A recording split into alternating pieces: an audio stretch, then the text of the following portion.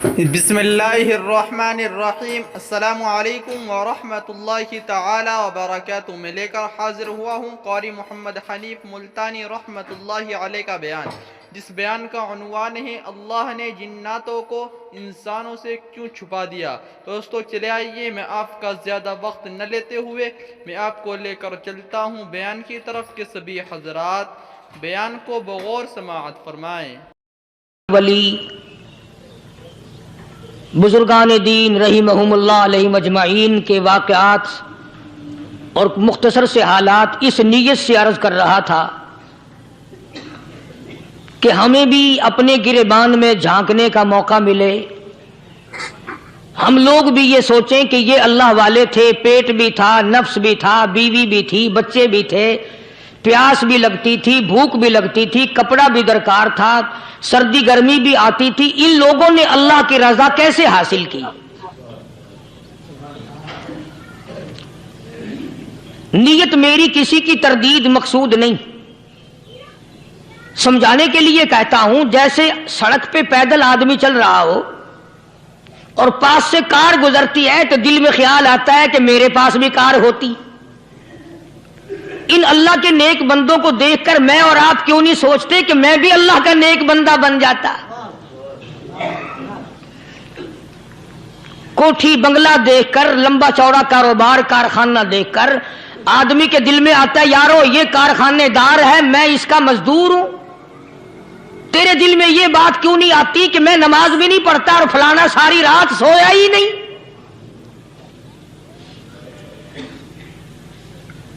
ہم لوگ اپنے معاملات میں، اپنے کردار کے بارے میں آخر کب سوچیں گے؟ وہ کون سی نئی زندگی ملے گی؟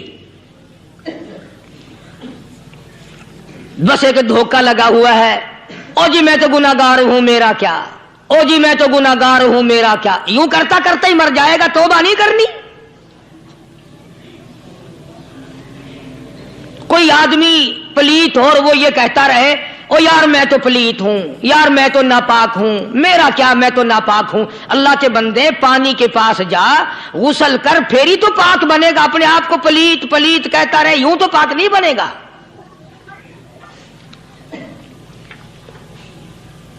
یہ اللہ والے جو ہوتے ہیں آدمی کے اندر کو ٹھیک کرتے ہیں۔ جیسے ڈاکٹر کہتا ہے کہ اگر بلڈ پریشر کے مریض ہو تو نمک نہ کھاؤ، شوگر کے مریض ہو تو میٹھا نہ کھاؤ، بادی کے مریض ہو تو آلو نہ کھاؤ۔ اللہ والا کہتا ہے اگر تمہارے اندر شرک کی بیماری ہے تو خدا کے دروازے کے سوا کہیں نہ جاؤ۔ اللہ والے اندر کا علاج کرتے ہیں، روحانی علاج کرتے ہیں، اس بیماری کا علاج کرتے ہیں جو قبر میں کام آئے گی۔ جب اللہ والوں کی مجلس میں بیٹھو گے تو وہ تمہیں یہ بتائیں گے کہ نبی کی سنتوں کے پھول چھوڑ کر بدعت کے کانٹوں کی طرف نہ جاؤ۔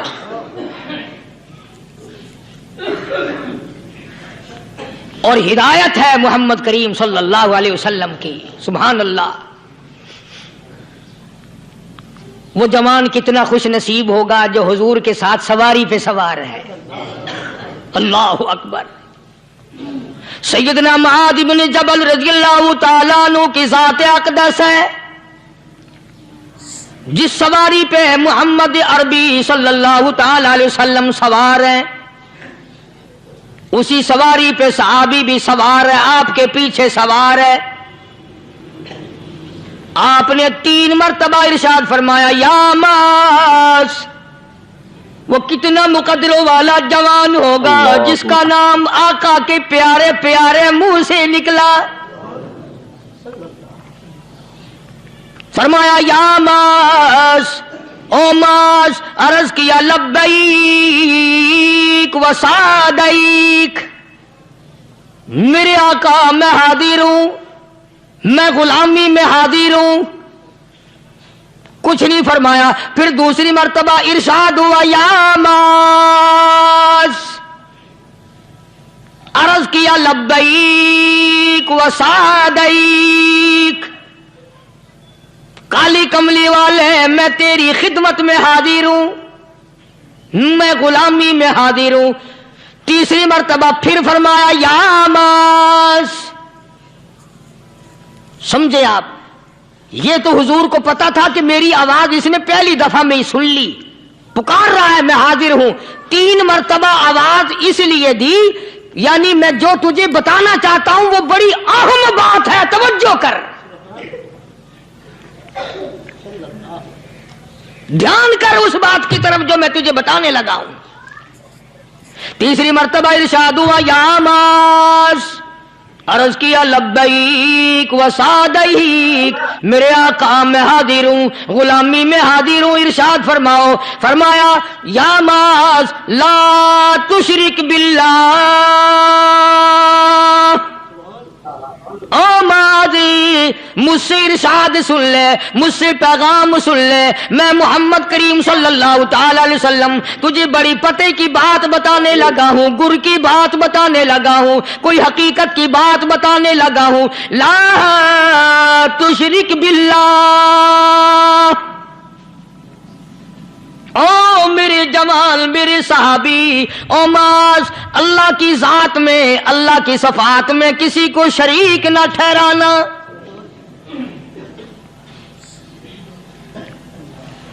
کسی کو بگڑی بنانے والا نہ سمجھنا، کسی کو پریشانی دور کرنے والا نہ سمجھنا، زندہ کرنے والا، مارنے والا، فقیر بنا دینے والا، فقیر کو شہنشاہ بنا دینے والا اس کے سوا کوئی نہیں۔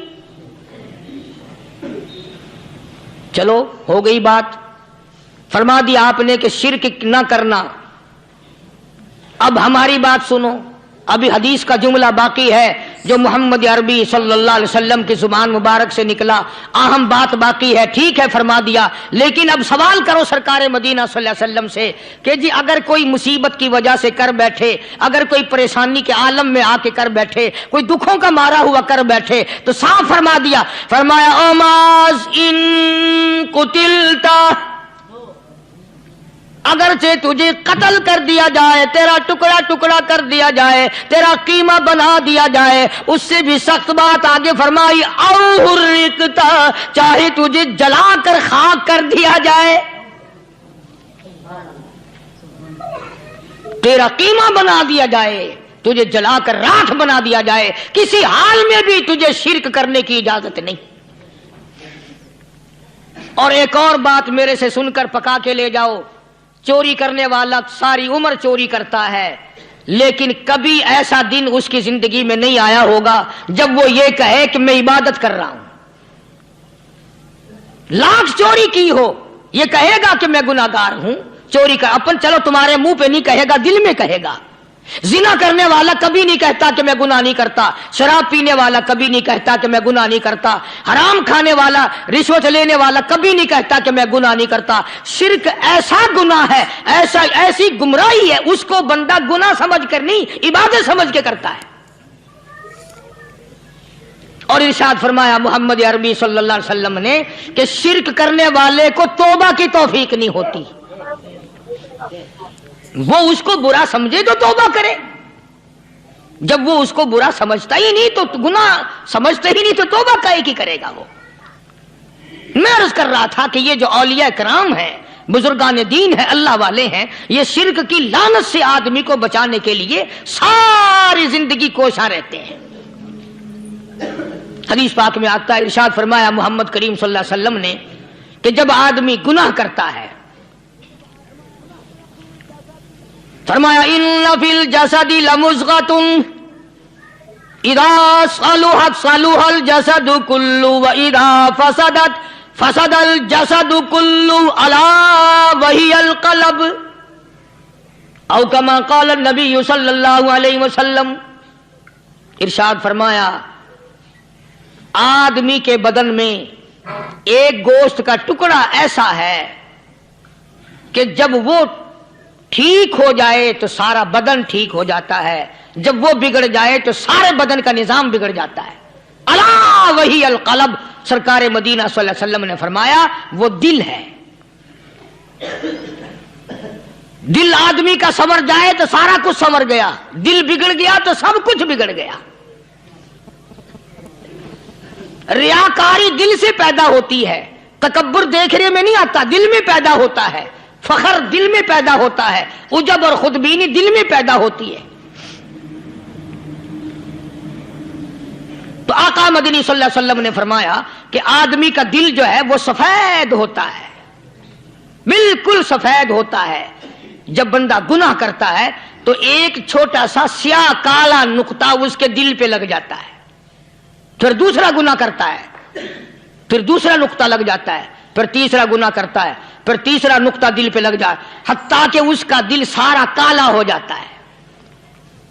اور جب سارا دل کالا ہو جاتا ہے تو اس کے دل کے اندر پھر حق سمجھنے کی گنجائش نہیں رہتی، پھر وہ اتنا بگڑتا ہے کہ خلاف شرع کام کو وہ عبادت کہتا ہے، پھر وہ ڈھول دھماکے کو عبادت کہتا ہے، پھر وہ چمٹا کھڑکانے کو عبادت کہتا ہے، پھر وہ نشہ کرنے کو عبادت کہتا ہے، پھر وہ نماز نہ پڑھنے کو عبادت کہتا ہے، پھر وہ قرآن کے قریب نہ آنے کو عبادت کہتا ہے۔ حالانکہ بزرگوں کا یہ طریقہ کار نہیں۔ سائیں توکل شاہ صاحب سب کا رحمت اللہ علیہ، امبالے شہر میں مزار ہے، حضرت کے واقعات میں لکھا ہے کہ جب کوئی عالم، جب کوئی قاری، جب کوئی بزرگ قرآن پڑھتا یا کچھ بیان کرتا، اگر قرآن پڑھتا غلطی کرتا، ہاں یہ بات سمجھ لو کہ سائیں شاہ صاحب جو تھے ان پڑھ تھے،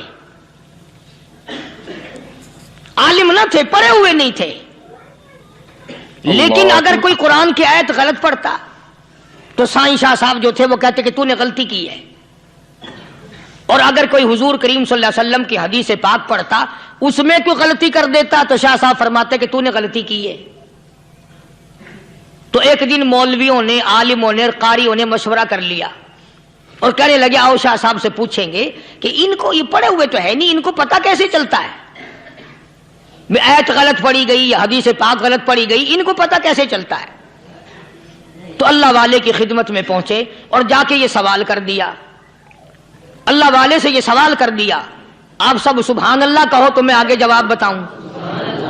اللہ اکبر، اللہ اکبر، کیا شان ہے اللہ والوں کی۔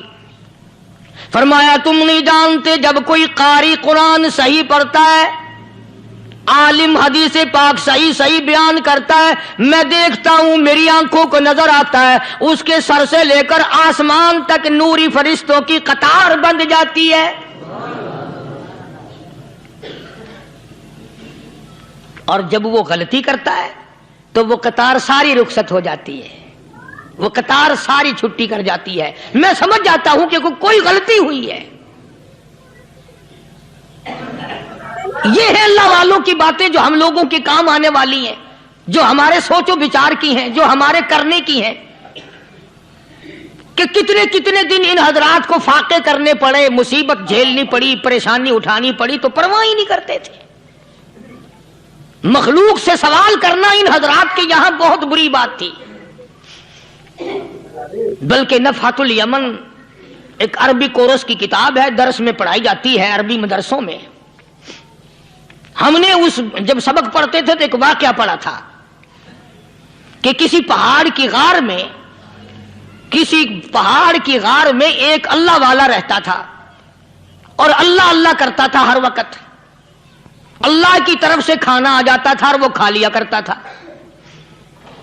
تو خدا امتحان بھی کرتا ہے، آزمائش بھی کرتا ہے، دعا کیا کرو اللہ ہماری آزمائش نہ فرمائے، ہم لوگ آزمائش کے قابل کہاں ہیں۔ تو اللہ پاک نے جب اس اللہ والے کی آزمائش فرمائی تو 3 دن تک کھانا نہ آیا، 3 روز تک کھانا نہیں آیا۔ جب نہیں آیا تو بھوک نے ستایا، اور جب بھوک نے ستایا تو پریشانی ہوئی، اور جب پریشانی ہوئی تو دل میں خیال آیا کہ اب میرے لیے سوال کرنا جائز ہو گیا، اب تو میں بالکل بھوک نے تنگ کر دیا مجھے۔ تو پہاڑ سے نیچے اترے اور جا کر کے ایک مکان پہ سوال کر دیا، اور سوال یہ کیا کہ اللہ نام پہ مجھے کھانا چاہیے۔ ان گھر والوں نے 3 روٹیاں دے دی، ان گھر والوں نے 3 روٹیاں دے دی، اور یہ اللہ کا ولی لے کے چل دیا۔ تو جس گھر سے 3 روٹیاں ملی تھی ان کے یہاں ایک کتا بھی تھا، وہ اس ولی کے پیچھے پیچھے لگ گیا اور بھونکار قریب تھا کہ کاٹ کھائے پھاڑ کھائے۔ اللہ کے ولی نے سوچا کہ یہ تو بڑا ظالم کتا پیچھے لگ گیا، 1 روٹی اس کو پھینک دوں، 2 مجھے کافی ہو جائیں گی، یہ اپنا اس کی ہلے لگ جائے گا، مشغول ہو جائے گا، میں نکل جاؤں گا۔ یہ کتاب کی بات ہے، حدیث کی نہیں. تو نفحۃ الیمن کتاب میں واقعہ یوں لکھا کہ کتا ایک روٹی کھا کے پھر بھاگ کے اس ولی کو مل گیا اور بہت بھونکا اور کاٹنے کے قریب ہوا. تو پھر اللہ کے ولی نے سوچا کہ یار ایک ہی روٹی کافی ہو جائے گی، یہ تو پھر ظالم پیچھے ہو گیا. اس نے دوسری روٹی بھی اس کو پھینک دی. اللہ کی شان، کتا دوسری روٹی کھا کر کے پھر ولی کے پیچھے پیچھے. اس نے سوچا ایسی روٹیوں سے تو یوں ہی بھلے، وہ تیسری بھی پھینک دی. کتے نے تیسری بھی کھا لی اور جب تیسری روٹی کھا کے کتا بھونکا، اب ولی کھڑا ہو کر غصے میں آ گیا اور کہنے لگا او کتے تجھے شرم نہیں آتی؟ عربی کا لفظ ہے وما عدیم الحیا، اور بغیرت کمینے، تیرے مالک نے 3 روٹیاں دی تھی جس دروازے پہ تو رہتا، تینوں کھا لی پھر بھی بھونکتا ہے.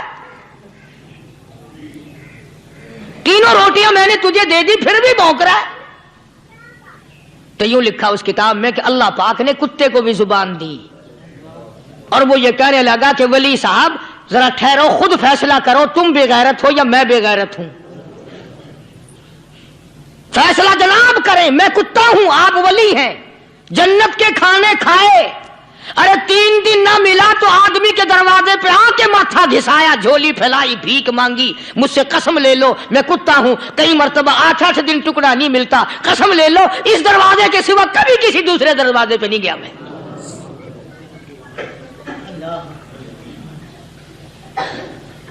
تجربہ کر لو. 3 دن کتے کو ٹکڑا ڈالو، چوتھے دن دم ہلا کر تمہارے پاؤں میں لٹے گا. ساری عمر گزر گئی اس مالک کا دیا ہوا کھاتے ہوئے پیتے ہوئے، آج بھی تجھے اس مالک کا دروازہ سمجھ نہیں آیا. پانی وہ پلاتا والذی ہوا یطعمنی ویسقین وَإِذَا مَرِضْتُ فَهُوَ يَشْفِينِ. کتنا کھلاتا ہے، کتنے اعلیٰ درجے کے کھانے کھلاتا ہے، طرح طرح کے کھانے کھلاتا ہے. پالا اس نے، سنبھالا اس نے، زندگی اس نے دی، اولاد اس نے دی، خوبصورت بیوی اس نے دی، گھر آباد اس نے کیا. تھوڑی سی پریشانی آ گئی، اب جا کے قبر کے سامنے جھکا کھڑا ہے، اس مالک سے میرا کام نہیں چلا، او 4 گز زمین میں پڑنے والے، تو میری حاجت روائی کر دے.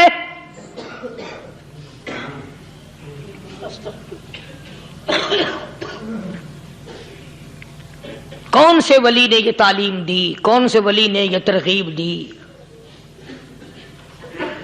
خواجہ قطب الدین بختیار کاکی رحمت اللہ علیہ، بابا فرید الدین شکر گنج رحمت اللہ علیہ کا پیر ہے. اتنے اللہ والے لوگ تھے، اتنے اللہ والے لوگ تھے. خواجہ قطب الدین بختیار کاکی رحمت اللہ علیہ کا آخری وقت دلی شہر میں آ گیا. نہ دولت تھی، نہ کوٹھی تھی، نہ بنگلہ تھا، فقیری. ہائے ہائے، عجیب بادشاہت ہوتی ہے ان لوگوں کی. بادشاہ ان کے دروازوں پہ آیا کرتے تھے. خواجہ ابو الحسن خرقانی رحمت اللہ علیہ بزرگ گزرے ہیں. محمود غزنوی کا زمانہ ہے. محمود غزنوی مرحوم بادشاہ نیک آدمی تھا. خواجہ ابو الحسن خرقانی رحمت اللہ علیہ کی خدمت میں آیا اور حضرت نے یوں پوچھ لیا، فرمایا محمود 2-4 دن پہلے بھی تو سنا تھا کہ تم ادھر آئے ہو، مجھ سے مل کے نہیں گئے؟ تو کہنے لگا حضرت سرکاری دورے پہ آیا تھا، سرکاری دورے کی لپیٹ میں اللہ والے کی زیارت کو بے ادبی سمجھتا ہوں، اللہ والے کی زیارت کرنے آؤں، کام کوئی اور لے کر آؤں اور اللہ والے کی زیارت کروں؟ میرے نزدیک یہ بے ادبی ہے. فرمایا آج ارادہ کر کے آئے ہو؟ کہ جی ہاں ارادہ کر کے آیا ہوں. باتیں ہوتی رہی. محمود کہنے لگا حضرت آج بہت بڑا کام لے کر آیا ہوں، دعا فرماؤ. سومناتھ کے مندر پہ حملے کا ارادہ ہے، 70 راجاؤں کی فوج آئیں گی، 70 بادشاہوں کی فوج آئے گی، 70 راجا ہندو اپنی فوج لے کر آئیں گے، میں اکیلا مسلمان مقابلے میں آؤں گا، دعا فرماؤ وہ قادر کریم مجھے فتح عطا فرمائے۔ کیسی نیت لے کر آیا کرتے تھے بادشاہ لوگ فقیروں کے دربار میں۔ آج تو اگر کسی ولی کے پاس بھی جاؤ گے، میں نے مولانا عبید اللہ انور مدذلو سے پچھلے دنوں عرض کر دیا، میں نے کہا حضرت آپ اپنے گھر میں ہی رہتے ہیں، باہر نہیں نکلتے، کئی دن لوگوں کو نیکی ملے گی، زیارت ہوگی، تو فرمانے لگے قاری صاحب آپ کو کیا پتا ہے، بس اسی کام کے لیے لوگ آتے ہیں، ہماری اینٹ پر دو، ہم نے مکان بنانا ہے، ہمیں دکان کا تعویذ دے دو، ہمارے پیچھے دشمن لگ گیا، ہمارا مقدمہ ہو گیا، اور یوں تو کہنے کوئی بھی نہیں آتا، دعا کر دو اللہ میری قبر میں بھلائی فرما دے۔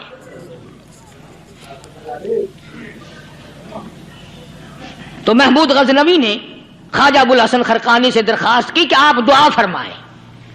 اللہ والے نے دعا بھی فرمائی اور اپنا مسلح دے دیا۔ یوں فرمایا محمود جب مشکل وقت آ جائے اس مسلح پہ کھڑے ہو کر 2 رکعت نماز ادا کرنا۔ پتہ چلا کہ اللہ کی مدد جو ہے وہ نماز کے ساتھ ہے۔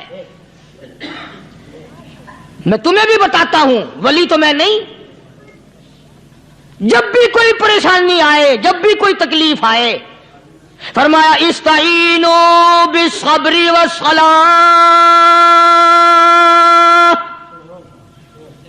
نماز پڑھو انشاءاللہ آسانی ہوگی، صبر کر نماز پڑھ، ان اللہ مع الصابرین،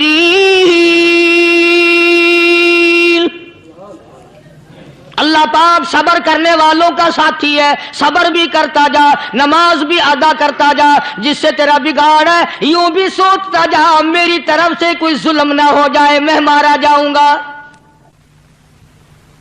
مسلح ساتھ لے کر چلا گیا اور اپنی فوج کو لے کر کے سومناتھ کے مندر پہ حملہ کر دیا۔ مسلمان فوج بڑا سفر کر کے آئی تھی، دور سے آئی تھی، تھکی ہوئی تھی، چور چور تھی، اتنے حالات نہ تھے، اتنے ہتھیار نہ تھے، 70 راجاؤں کی فوج کے مقابلے میں مسلمانوں کو شکست ہو گئی۔ محمود غزنوی کو خبر دی گئی بادشاہ شکست ہو گئی۔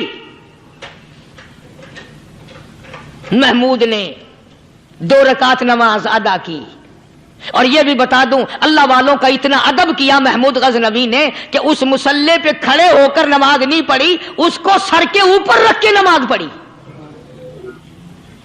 مسلح اللہ والے کا سر پہ رکھ لیا اور نماز پڑھی خدا کے حضور میں، اور پھر سر سجدے میں رکھ دیا، میرے پروردگار بے نیاز خالق و مالک، میں گناہگار سہی، میں سیاکار سہی، میں تیرا بندہ ہوں، او میرے مولا مقابلہ کفر سے ہے، حق پرستوں کی نہ کی تو نے گر دل جوئی نہیں، تانا دیں گے بت کے مسلم کا خدا کوئی نہیں، او میرے پروردگار آج مجھے ذلیل نہ کر، آج میری شکست نہ کر، آج مسلمانوں کو شکست نہ دے، اور بے نیاز پروردگار کافر کہیں گے ان کا خدا کہاں گیا۔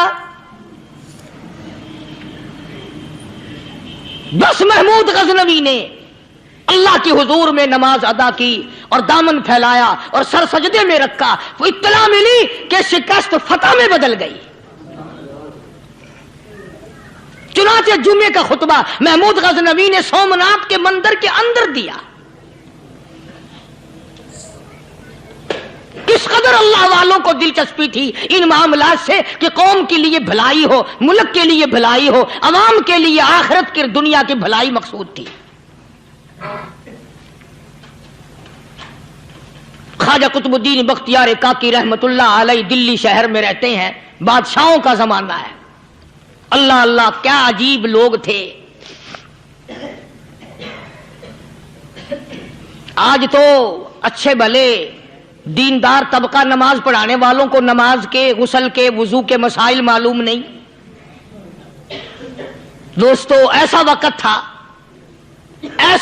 تھا سلطان صلاح الدین خلجی رحمت اللہ علیہ کو بادشاہ ہو کر بادشاہ ہو کر، عربی کی بہت بڑی 4 جلدوں میں کتاب ہے ہدایہ، بادشاہ صلاح الدین خلجی کو زبان نہیں یاد تھا، اتنی بڑی عظیم کتاب زبان نہیں یاد تھی۔ وہ بادشاہ بھی ہوا کرتے تھے اور ولی بھی ہوتے تھے۔ سلطان عالمگیر رحمت اللہ علیہ بہت بڑا بادشاہ ہو کر، اورنگزیب ہے، عالمگیر ہے، اتنا بڑا عظیم بادشاہ، مگر حضور کریم صلی اللہ علیہ وسلم کی 5000 حدیث پاک اس بادشاہ کو زبان نہیں یاد تھی، اور قرآن کا حافظ تھا، قرآن کا قاری تھا، قرآن کا عالم تھا، قرآن کا مفسر تھا، ولی بھی تھا، بادشاہ بھی تھا، اللہ والا بھی تھا، اور اتنا خوف تھا دل میں تمہیں کیا بتاؤں۔ اللہ اکبر، بادشاہ ہو کر کے کپڑا خریدا، مزدوری کر کے کپڑا خریدا بادشاہ نے، اور کپڑا خرید کر اس کی ٹوپیاں اپنے ہاتھوں سے سی۔ عالمگیر رحمت اللہ علیہ نے اس کی ٹوپیاں اپنے ہاتھوں سے سی، اور چاندنی چوک دلی میں کھڑے ہو کر فروخت کی، بیچی، 6-7 روپے جمع کر کے ایک تھیلی میں بند کر کے اوپر لکھا عالمگیر کا کفن ان پیسوں سے خریدا جائے۔ کبھی ہم نے بھی سوچا جو رشوت مارنے والا آدمی ہے، بتاؤ اس کے لیے کفن کہاں سے اچھے پیسے تلاش کر کے لایا جائے گا؟ رشوت کا ہی کفن ملے گا نا۔ جو آدمی ملاوٹ کر کے پیسے کماتا ہے، فنکاری کر کے پیسہ کماتا ہے، دغا اور فریب کر کے پیسے کماتا ہے، تو آج ہمارا کفن بھی صحیح نہیں، کفن بھی دغا والا، فریب والا، ملاوٹ والا۔ بلکہ تم تو کہتے ہو کہ آج کل کھانے کے لیے خالص کچھ نہیں ملتا، میں کہتا ہوں میت کو غسل دینے کے لیے پانی خالص نہیں ملتا۔ یہ جو ہم موٹریں نل کے لگاتے ہیں، یہ پیسے کون سے ہمارے خالص ہیں؟ جو صابن میت کو مل رہی ہیں، کون سے پیسوں کا خریدا ہوا ہے؟ جو خوشبو میت کو لگ رہی ہے، کون سے پیسوں کی خریدی ہوئی ہے؟ جو کفن پڑ رہا ہے وہ کیسے پیسوں کا کفن ہے؟ اور میں آگے بڑھ کر کے کہتا ہوں جو کندھوں پہ اٹھائے جا رہے ہیں وہ کون سے کتب ہیں، کون سے ابدال ہیں؟ جس نے میت کو غسل دیا ہے کبھی معلوم کیا کہ وہ کتنا بڑا نیک آدمی ہے؟ یہ تو ہمارے آخری وقت کا حال ہے، اور اس طرف کسی کا دھیان نہیں، سوچ نہیں، بچار نہیں، قطعی طور پر اندھے ہو جاتے ہیں۔ او میاں ٹھیک ہے جو کچھ ہو رہا ہے۔ اچھا ایک بات عرض کروں، اللہ تبارک و تعالیٰ کے یہاں جب ہم جائیں گے، اگر اور سارے معاملات کو چھوڑ دو، اللہ پاک یہی پوچھ لے کہ میاں یہ کفن جو پہن کے آیا یہ کیسا ہے، یہ جو کفن پہن کے آیا یہ کیسا، ہم کیا جواب دیں گے؟ بادشاہ عالمگیر رحمت اللہ علیہ نے تھیلی پہ لکھ کر کے بند کر کے رکھ دیا، جب میرا انتقال ہو جائے، میری موت آ جائے، جب میں دنیا سے رخصت ہو جاؤں، جب میں دنیا سے چلا جاؤں، میرا آخری لباس جو میں نے ساتھ لے کے جانا ہے، وہ شادی کے جوڑے دنیا تیار کرتی ہے، سفر کے جوڑے دنیا تیار کرتی ہے، غیر ملکوں میں جانے کے لباس دنیا تیار کرتی ہے، ادھر ادھر جانے کے لیے، تقریبوں میں جانے کے لیے جوڑے لباس پوشاک دنیا تیار کرتی ہے۔ اور میں کہتا ہوں لوگوں، قبر کی پوشاک ہم کب تیار کریں گے؟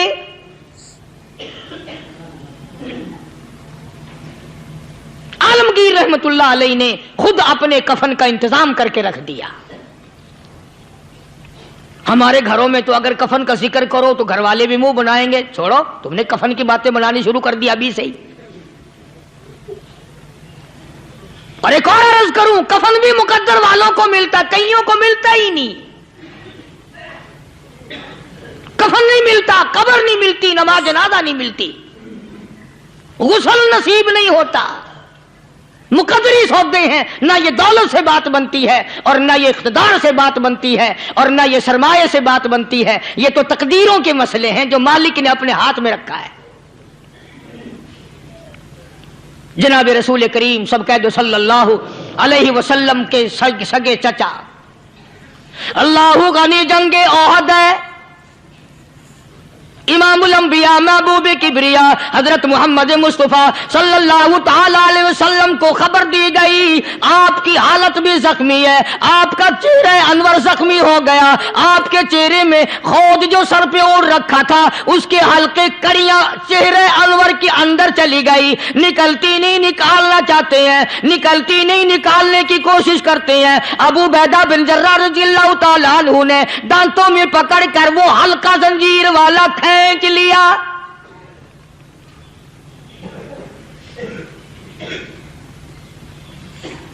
अल्लाहु गनी, उधर खून का फुवारा छूटा, खून का फुवारा छूटा। अल्लाह, अर्श इलाही से आवाज आई, जिब्रील। पल झपकने के बराबर जिब्रील सारी दुनिया का निजाम तय कर सकता है। तवज्जो, अल्लाह ने आवाज दी, जिब्रील। अर्ज किया, हुजूर। फरमाया, याद रख, अगर मेरे महबूब का खून जमीन पे गिर गया तो फिर तू जिब्रील का आएगा।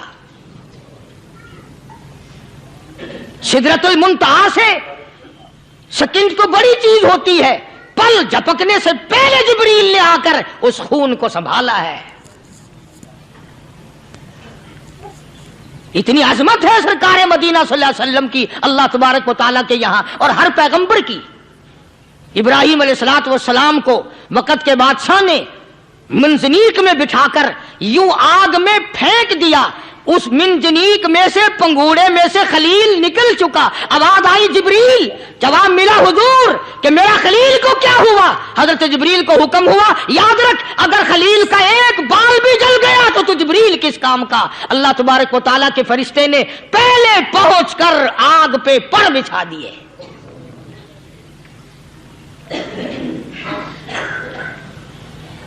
यूसुफ अलैहिस्सलातु वस्सलाम को भाइयों ने कुएं में फेंका।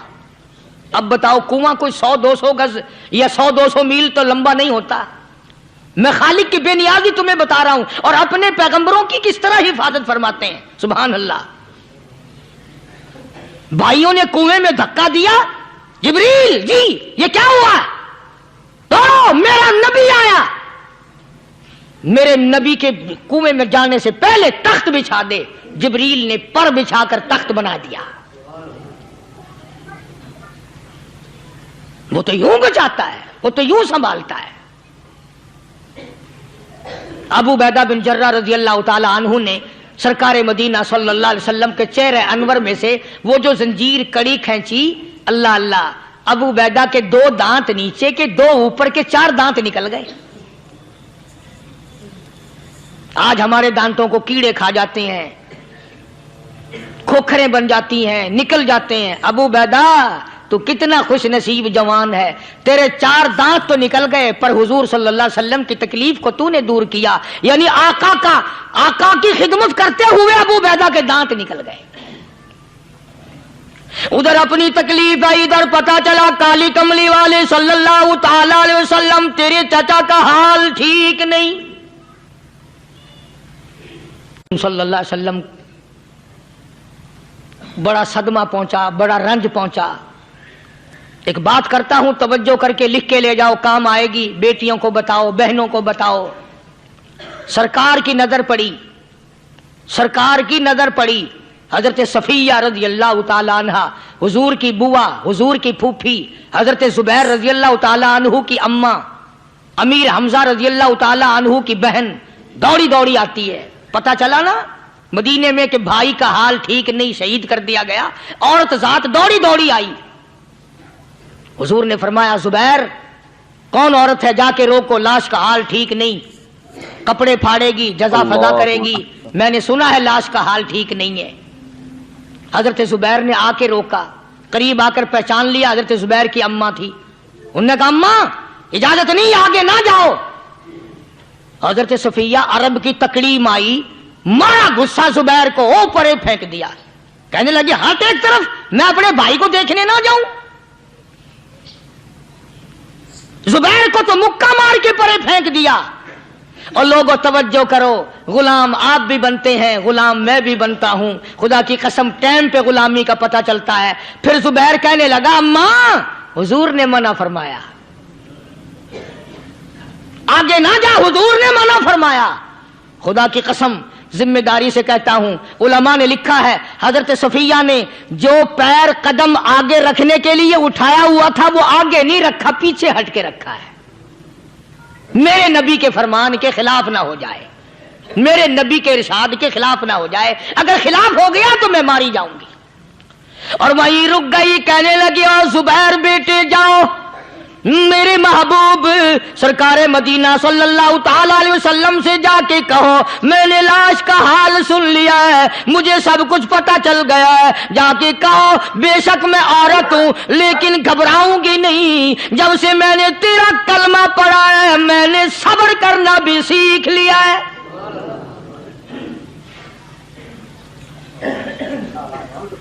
میں جدا فدا نہ کروں گی، میں کپڑے نہ پھاڑوں گی، میں رونا دھونا نہیں کروں گی۔ مدنی کریم صلی اللہ علیہ وسلم کو حضرت زبیر نے جا کے بتا دیا، میری اماں یوں کہتی ہے، فرمایا پھر بے شک اجازت ہے جائے۔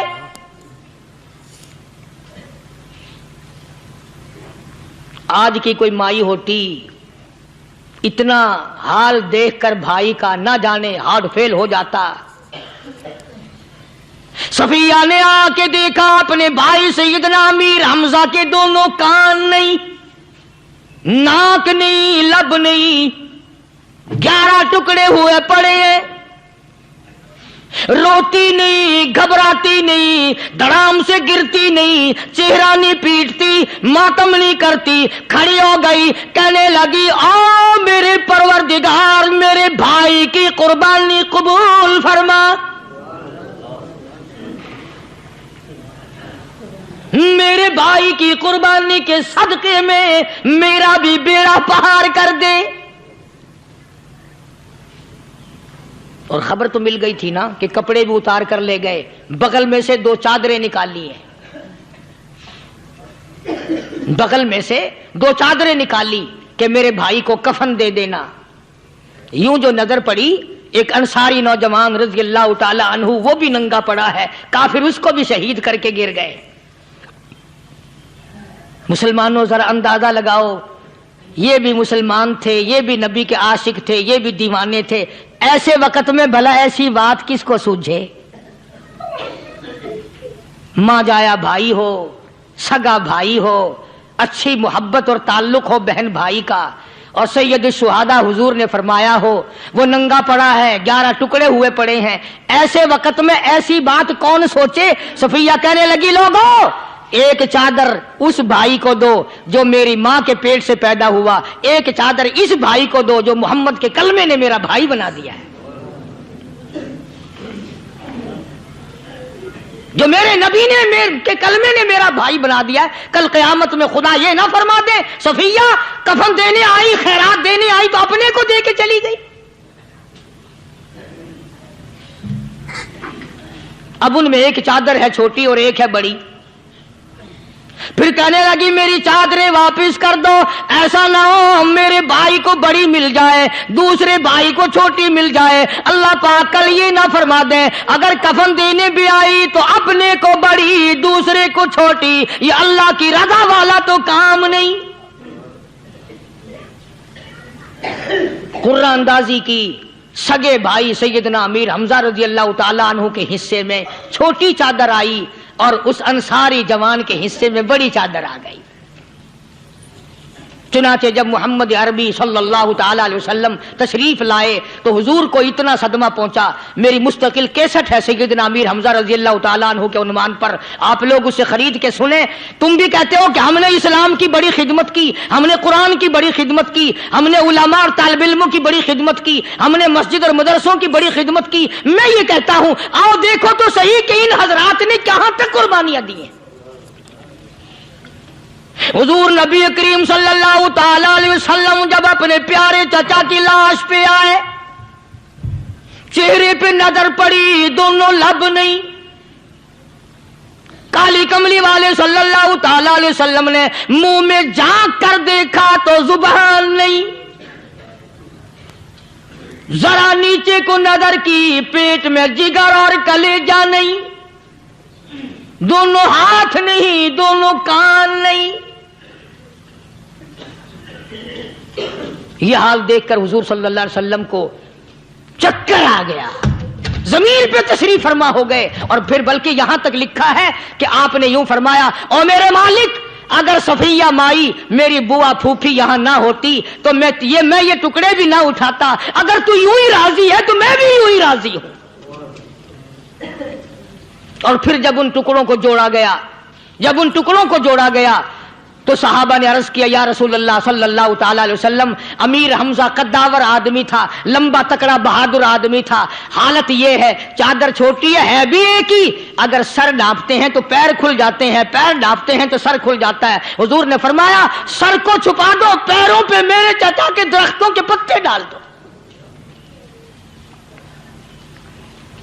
میں یہ عرض کر رہا تھا کہ اللہ والے ہر وقت میں آدمی کی اصلاح کی کوشش کرتے ہیں، اسے بنانے کی کوشش کرتے ہیں، اسے سمجھانے کی کوشش کرتے ہیں۔ اللہ تبارک و تعالی ہر مسلمان کو توفیق دے کہ وہ اپنی زندگی بھر اللہ والوں کی خدمت میں جانے آنے کی، قرآن کی خدمت کی ہر وقت پروگرام بنائے، نیت خیر رکھے۔ کیوں؟ اس لیے، اسی کو کہتا ہے کہ لیے پھرتی ہے بلبل چونچ میں گل،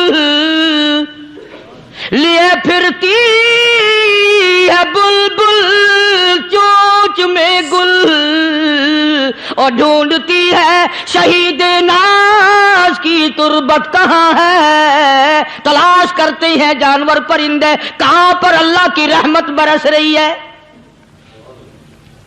تو ہمیں بھی اللہ کی رحمت کا طالب ہونا چاہیے، اللہ کی رحمت کا متلاشی ہونا چاہیے۔ اللہ پاک مجھ پہ اور آپ سب پر، ساری امت پر اپنا کرم فرمائے۔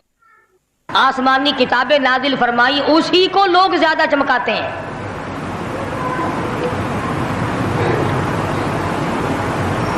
خدا اس بات کو گوارا ہی نہیں کرتا کہ میری طرف سے بغیر میرے اعلان کے کوئی ذرہ برابر اعلان کر سکے۔ وہ کسی قلندر کو، کسی ملنگ کو، کسی کو اختیار نہیں دیتا۔ جن کا خدا جیتا جاگتا حی و قیوم قائم دائم ہے، وہ تو ایسا ہے، اور جن کا خدا کبھی پیدا ہوتا ہے کبھی مر جاتا ہے، ان کی میں بات نہیں کرتا۔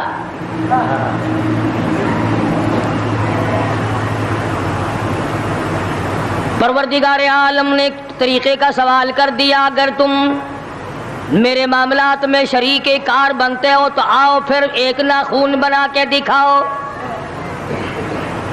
ایک بال بنا کے دکھاؤ، درخت کا ایک پتا بنا کے دکھاؤ، پتھر کا ایک روڑا بنا کے دکھاؤ، مٹی کا ایک ذرہ بنا کے میرے سامنے لاؤ۔ پروردگار عالم نے فرمایا، چلو تم سے گائے کیا بنواؤں گا، بھینس کیا بنواؤں گا، بکری کیا بنواؤں گا، زمین و آسمان تم کیا بناؤ گے، چاند سورج ستارے کیا بناؤ گے، انسان تو بنانا تمہارے بس کا کام کہاں ہے۔ لَن يَخْلُقُوا ذُبَابًا، تم مجھے مکھی کا ایک پر بنا کے تو دکھاؤ۔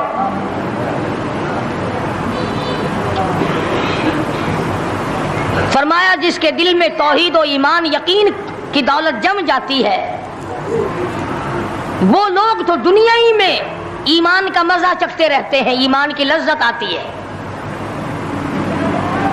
صحابہ اکرام رضوان اللہ تعالی علیہ مجمعین کی جماعت نے دنیا ہی میں جنت کو دیکھا، جنت کی خوشبو سونگھی، کسی کو جنت کی ہوا لگی، کسی نے جنت کا نقشہ دیکھا، کسی کو جنت کا نظارہ کرا دیا گیا دنیا ہی میں۔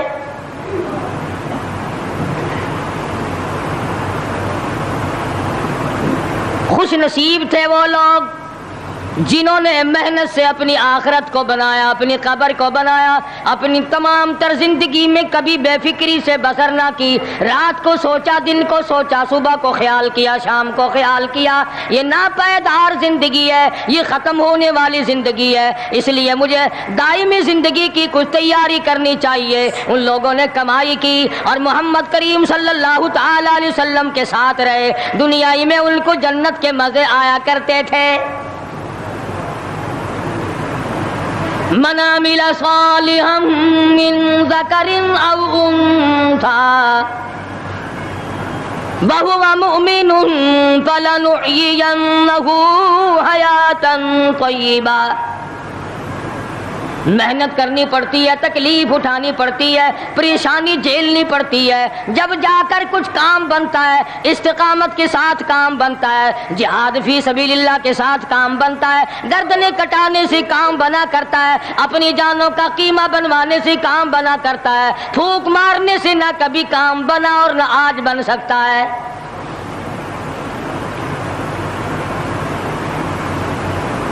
علماء کرام میں بے شمار لوگ اس قسم کے آئے جو استقامت کا پہاڑ ثابت ہوئے۔ ان میں سے بعض نے یہ لکھا ہے کہ بعض مرتبہ کھانے میں ایسا مزہ آتا تھا جیسے جنت کے کھانے کا مزہ آتا ہے۔ شاہ عبد الرحیم صاحب رائے پوری رحمہ اللہ، خدام نے عرض کیا حضرت پورا مہینہ گزر جاتا ہے رمضان المبارک کا، کچھ دو چار نوالے دو چار لقمے کھا تو لیا کرو۔ تو فرمانے لگے میں اللہ پاک کا قرآن کریم دن کو پڑھتا ہوں، رات کو پڑھتا ہوں، سارا دن تلاوت کرتا ہوں، ساری رات تلاوت میں لگا رہتا ہوں، اور لوگوں تمہیں کیا معلوم ہے جب میں خدا کا قرآن پڑھتا ہوں میرے منہ میں جنت کے پھلوں کا مزہ آتا رہتا ہے۔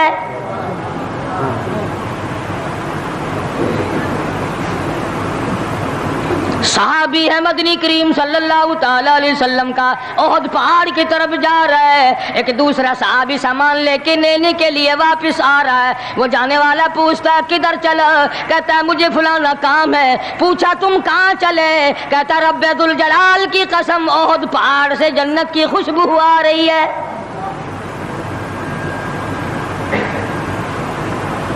پہاڑ تھے یہ لوگ، ارادے کے، استقامت اس قدر مضبوط تھی دنیا کی کوئی طاقت ان لوگوں کو نہیں ہلا سکی۔ سید عطا اللہ شاہ صاحب بخاری رحمہ اللہ، علماء کرام کی پگڑی تھی، علماء کے آبرو تھے شاہ صاحب، علماء کی عزت تھی۔ امرتسر میں جلسہ کیا شاہ صاحب نے، اطلاع ملی بہار میں لوگوں نے حسین احمد مدنی کی پگڑی اتار کر جلا دی۔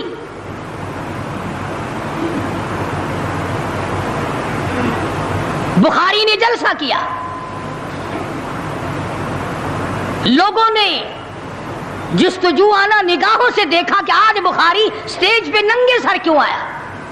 فرمایا ہاں ہاں جو کچھ نگاہوں سے پوچھ رہے ہو سمجھ گیا ہوں، تم یہی کہتے ہو نا کہ میں ننگے سر کیوں آیا ہو، جب حسین احمد کی پگڑی تم نے اتار دی، بخاری اوڑھ کر آنے والا کون ہوتا ہے؟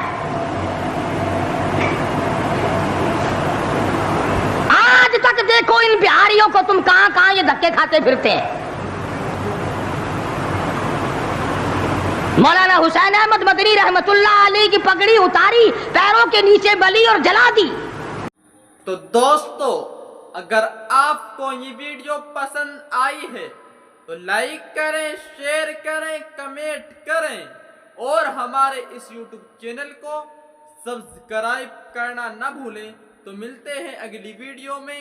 السلام علیکم ورحمۃ اللہ تعالی وبرکاتہ۔